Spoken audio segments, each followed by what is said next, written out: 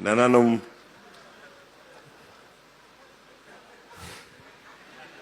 I want to tell him something, but I'm keeping myself.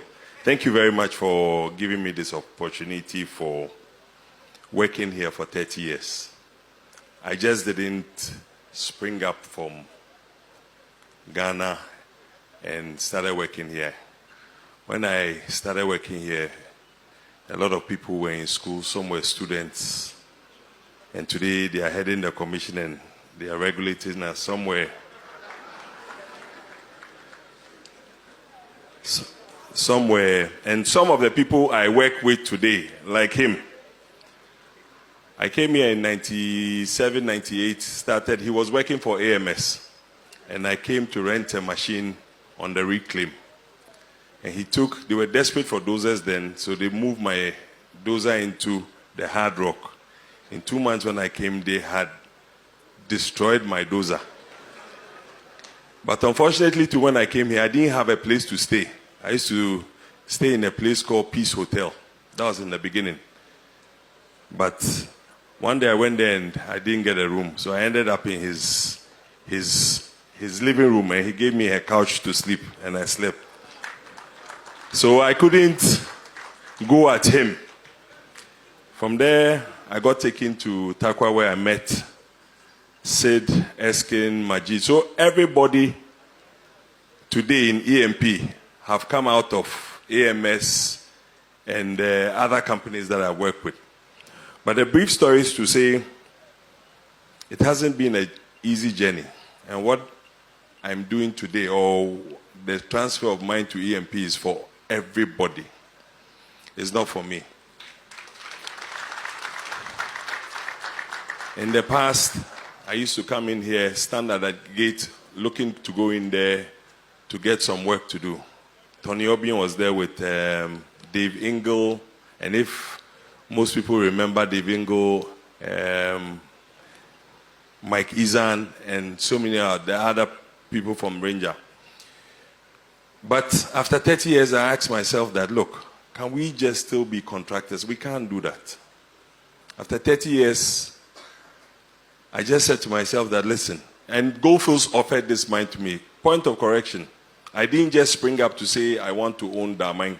Goldfields said in 2022, we're going to close the mine and we want you to take over, but we'll sell it to you. And I said, you can't sell it to me because you've cheated me all these years. So you have to give it to me. So we agreed. They told me to go to government and get a no objection letter. I went in there. And I must thank our former president, Nanado. He gave me a document to sit with Goldfields and negotiate and keep the mine going. When I did that, unfortunately for me or for EMP, I got called by the CEO of Goldfields and said, look, we have a challenge here working here. How are you going to do it? I said, oh, leave that to me. He says, no, he wants to know because they want to hold our hands. So, me being too known, I went and opened my mouth and showed him how he would do it. Then he later also said, they'll change their mind. I said, no, you can't change your mind. You told all of us you were going, so please go and leave us to do. Fortunately, government came in there and said, look, they'll hand it over. So we engaged government to let them know that mining is not just buying equipment and working in there. It is the key people that you need to put together. So I said, look, if I don't do it today, there's no Ghanaian in this country who can run a mine as hard as Damang, because Damang's rock is the hardest rock in, would I say, Africa. So even when you bring machines and you have a life of the machine to say you get 10,000, you never get 10,000 hours, you get less hours. So I engaged government and told them that, look, we'll have to do a big cut, which Goldfields would have spent about $1.4 billion to do it. But we know how to do it because we have all the other satellite pits to be able to feed in to do. So we did a bankable study, we looked at it and noticed that we could do it. We approached a few of the banks.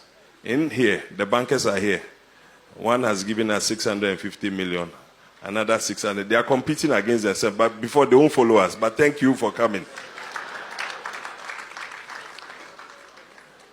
I would say that, look, if we all put our minds together, this is a success story. And the plan I have for Damang is not a joke.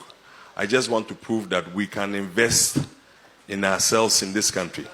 I want to pledge, I want to say it for everybody to hear. I got a text from one of our young men in here. It says we should build astroturfs for all the communities, which we're looking to do.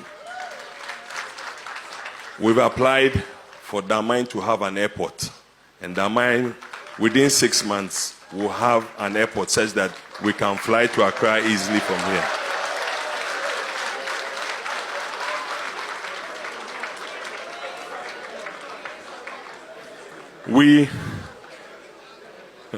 You should have said all that I'm saying.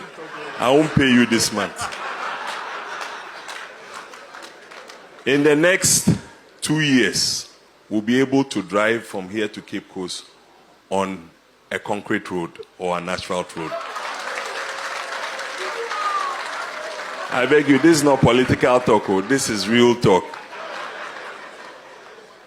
We're looking to put hospitals. I saw the youth. Is the youth here? The Damang youth, where are they? My youth. Thank you. You talked about a hospital. I'm looking to put 2 big hospitals in Damang. Not Damang alone. Is it Damang and Ateku? Or we will put it together. And Aboso. So what I want to say is that whatever money we make from here, we will reinvest it here. And I want to build my own personal house here. So I'll be living with you, Nananum. But thank you very much for giving me this platform. They didn't want me to talk, but anyway, I just said, let me say something. Thank you very much.